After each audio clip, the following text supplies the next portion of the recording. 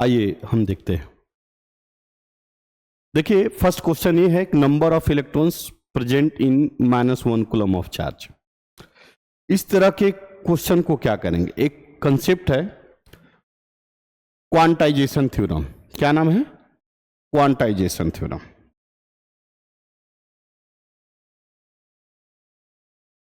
क्या कहता है quantization theorem? Q equal to plus minus n e, जहां n क्या है? नंबर ऑफ इलेक्ट्रॉन्स, ठीक है ना, और E क्या है? चार्ज ऑफ इलेक्ट्रॉन्स, और Q क्या है? चार्ज। अकॉर्डिंग टू क्वेश्चन यहां पे चार्ज कितना दिया है? -1 कूलम, मीन्स 1 कूलम। मैग्नीट्यूड की बात करें तो 1 कूलम। पूछ रहा है कि नंबर ऑफ इलेक्ट्रॉन्स कितना होगा, मतलब क्या? ए वाला वैल्यू पूछ रहा है। क्लियर है? यह पूछ रहा है। और चार्ज ऑफ इलेक्ट्रॉन कितना होता है? 1.6 अगर माइनस। क्लियर है क्या? तो पुट करेंगे, आइए देखते हैं।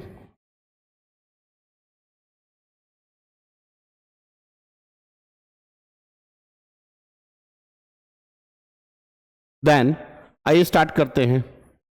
How to find.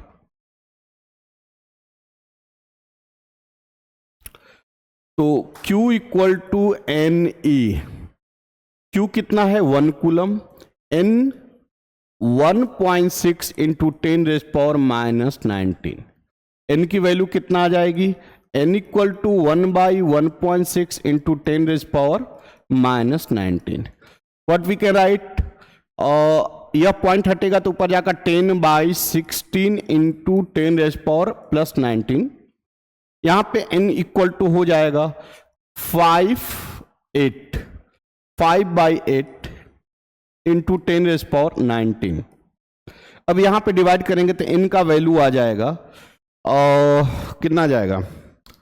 8 6 जा 48, 48 20, 8 2 जा 16, 8 इतना कितना जाएगा?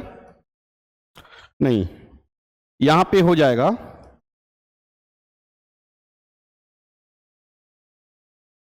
n का वैल्यू 0.625 इंटू 10⁻19 कूलम। इसको डिवाइड करेंगे तो क्या आएगा? 0.625 10⁻19 कूलम। इसको हटाएंगे तो क्या आ जाएगा? n equal to 6.25 into 10⁻18 coulomb. एक यहां से पावर डिडक्ट हो जाएगा और इधर ऐड हो जाएगा। तो how many numbers of electrons present in 1 coulomb is 6.25 into 10⁻18। Clear है? कोई डाउट? तो इसका आंसर क्या होगा? 6.25, ऑलमोस्ट दिस। क्लियर है? चलिए नेक्स्ट क्वेश्चन। यहां पे देखिए इस क्वेश्चन में थोड़ा सा मिस्टेक है, यहां माइनस है, ठीक है। माइनस इसलिए है क्योंकि यह सिस्टम इज इन इक्विलिब्रियम, और सिस्टम इक्विलिब्रियम में होने के लिए each and every particles of the system must be in equilibrium. Equilibrium किसे कहते हैं? तो इक्विलिब्रियम का मतलब होता है कि net force acting on the body must be equal to how much? 0, तब होता है इक्विलिब्रियम। और इस सिस्टम में क्या है? Total particle in equilibrium. अब टोटल पार्टिकल इक्विलिब्रियम में है, मतलब क्या है? System is in equilibrium. कैसे? तो देखिए, यह नेगेटिव है और ये क्या है? पॉजिटिव है। या इसको क्या करेगा? अट्रैक्ट। क्या करेगा? अट्रैक्ट। ठीक है। यह इसको क्या करेगा? अट्रैक्ट करेगा। ठीक है। यह इसको क्या करेगा? यह इसको क्या करेगा? रिपेल। यह इसको क्या करेगा? रिपेल। देखिए equal and opposite, equal and opposite. अब इसकी बात करें तो यह इसको क्या करेगा? यह इसको क्या करेगा? अट्रैक्ट। यह इसको क्या करेगा? अट्रैक्ट। Equal and opposite. देखिए ए भी equal and opposite, equal and opposite, equal and opposite. That's why all particles are being in equilibrium. So what we can write? Electrostatic force this equal to this. कैसे? इन दोनों के बीच का electrostatic force क्या होगा? के Q upon x square. क्यों नहीं माइनस लिए? क्योंकि इलेक्ट्रोस्टैटिक्स फोर्स में कभी साइन ऑफ चार्ज कंसीडर नहीं करते। इक्वल टू कितना जाएगा रे बच्चा, इस दोनों के बीच का फोर्स के क्यू, सॉरी कितना जाएगा, क्यू अपॉन दोनों के बीच का डिस्टेंस 2x का होल स्क्वायर। क्लियर है, कितना हो जाएगा 2x का whole square. Then what we can write, here is 2x,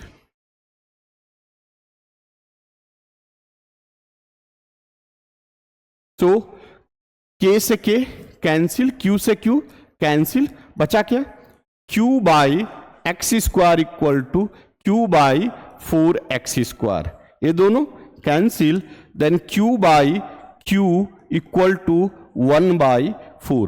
What is the question? The ratio of q by q. What is the question? Ratio of q by q. What is the value? 1 by 4. This is your answer. Is it clear?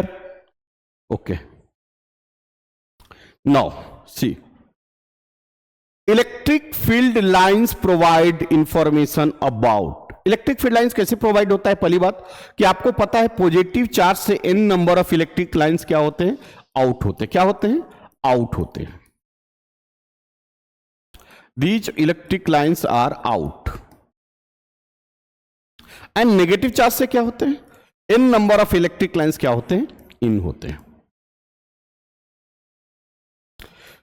Second point, यह electric lines कभी एक दूसरे को intersect नहीं करते।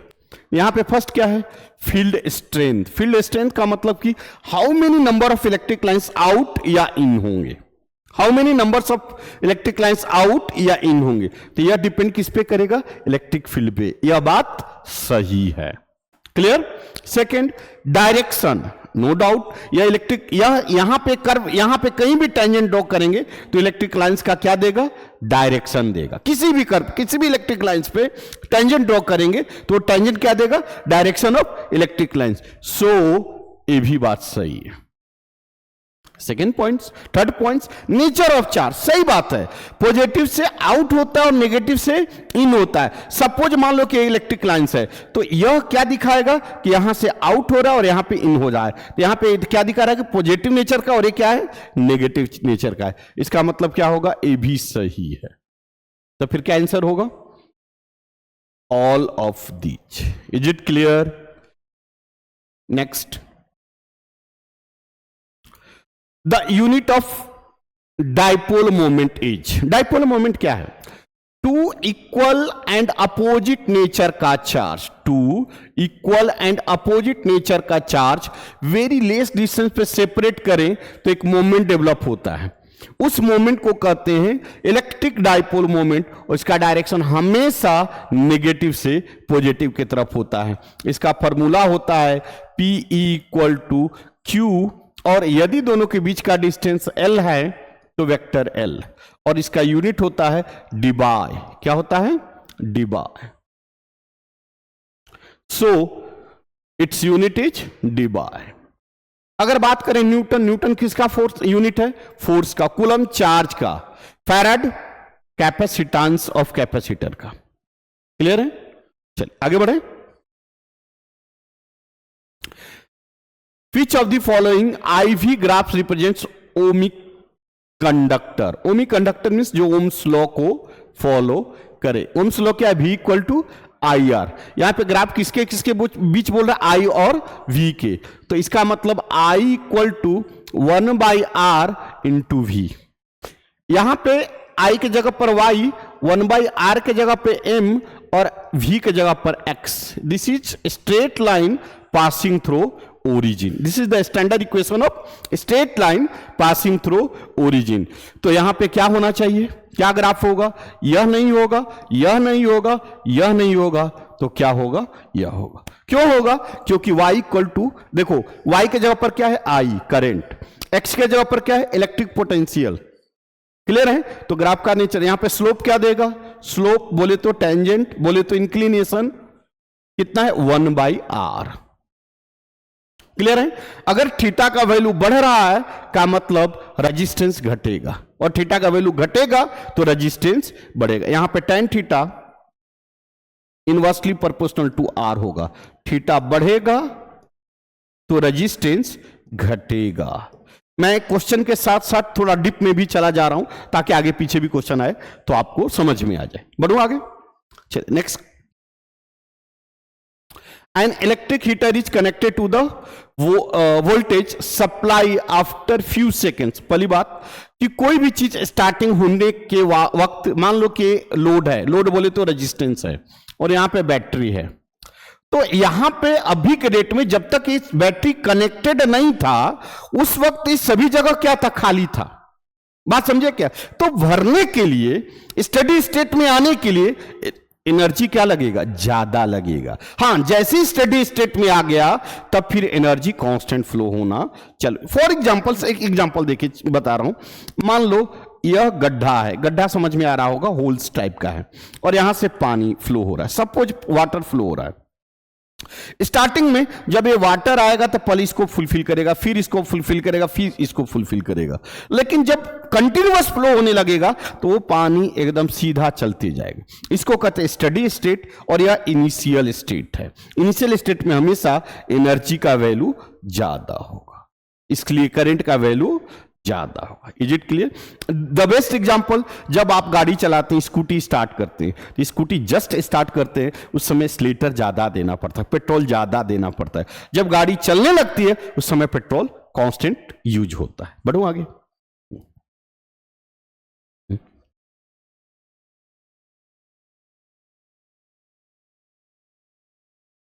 अच्छा, हाँ, इसका आंसर होगा इक्वल टू स्टडी स्टेट नहीं होगा, slightly higher than it's steady state, slightly higher than steady state. तो बढ़े आगे। नेक्स्ट,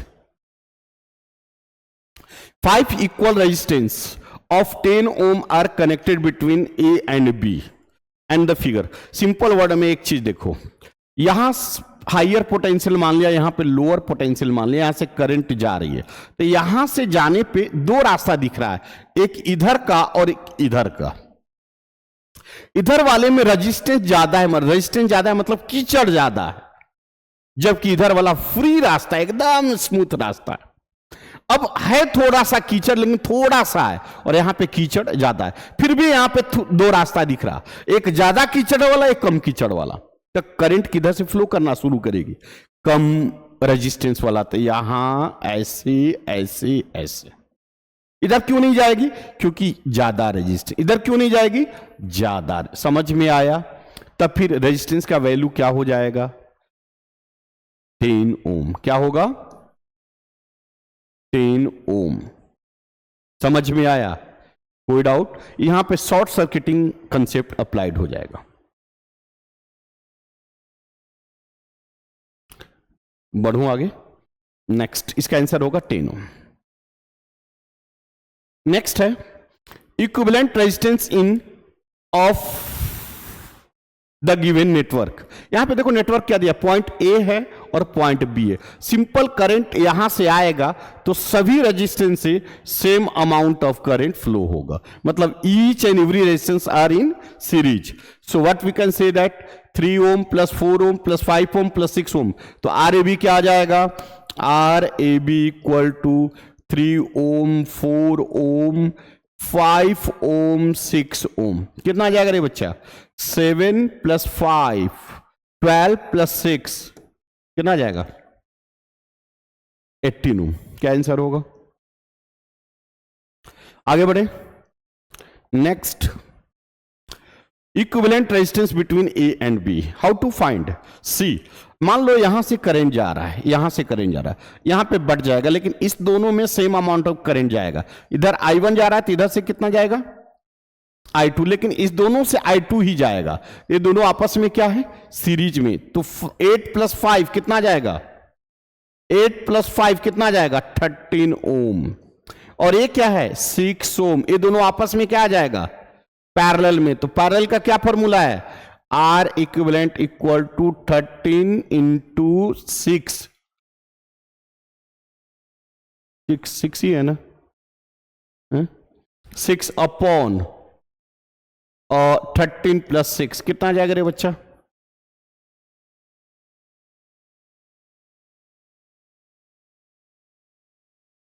कितना आ जाएगा?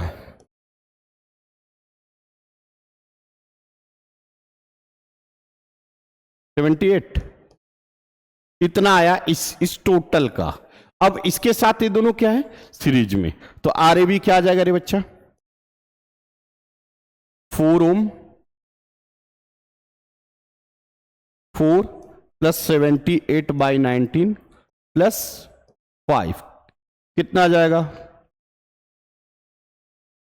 76 95/90। कैलकुलेट करिए कितना आ रहा है, कितना आ रहा है, कैलकुलेट करिए जल्दी। 8 6 14 14 14 और 5 19 की 9 हाथ में लगा 1 10 10 7 17 17 17 और 7 24/19 कितना आ गया? सही है। और डिवीजन करो 1 19 4 5 59 57 19 57 2 20 1 13.1 ओम। समझ में आया? कैसे बनेगा फिर से सुन लीजिए। यह दोनों आपस में सीरीज में, इसके साथ ये पैरेलल में, इसका निकल गया सब। तो यह और यह आपस में क्या है? सीरीज में। बात खत्म। बढ़े आगे।